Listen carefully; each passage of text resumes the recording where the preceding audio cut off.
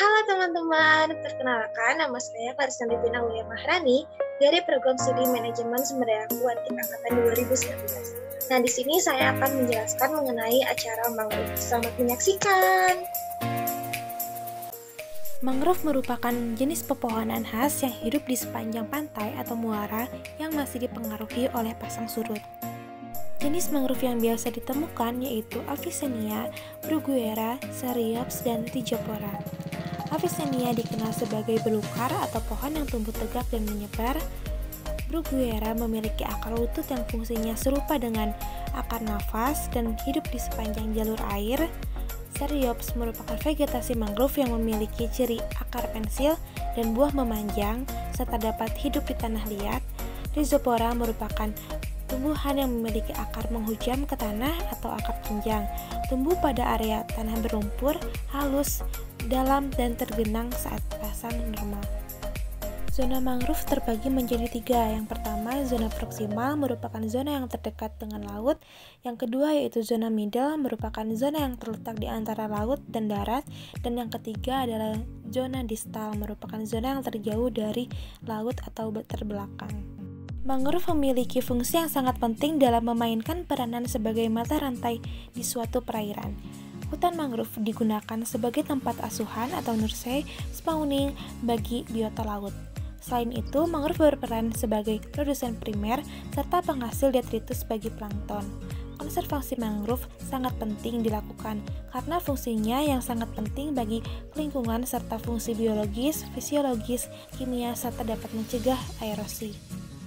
Alat dan bahan yang digunakan pada acara mangrove ini yaitu termometer sebagai alat pengukur suhu air dan udara, refraktometer alat untuk mengukur kadar salinitas di perairan, pH meter alat untuk mengukur derajat keasaman perairan.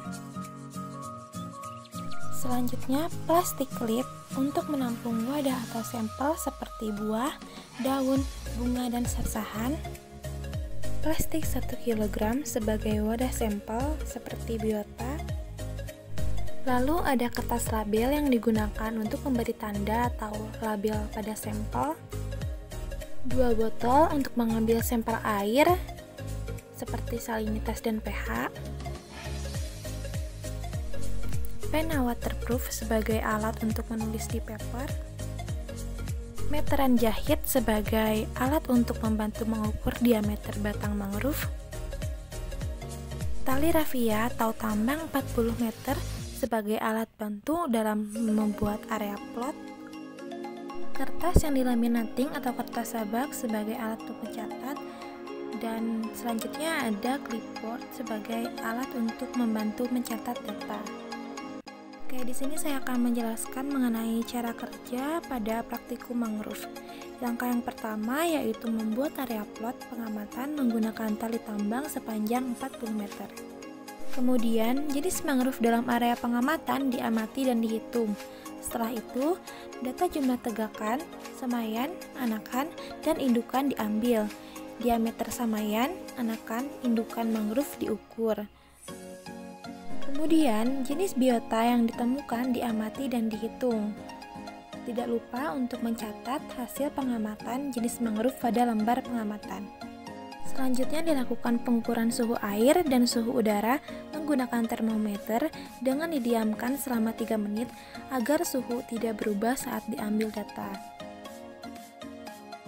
Lalu mengambil sampel dengan menggunakan plastik clip seperti buah, daun, bunga, dan sersahan, sedangkan plastik 1 kg sebagai wadah sampel untuk biota lainnya untuk diidentifikasi.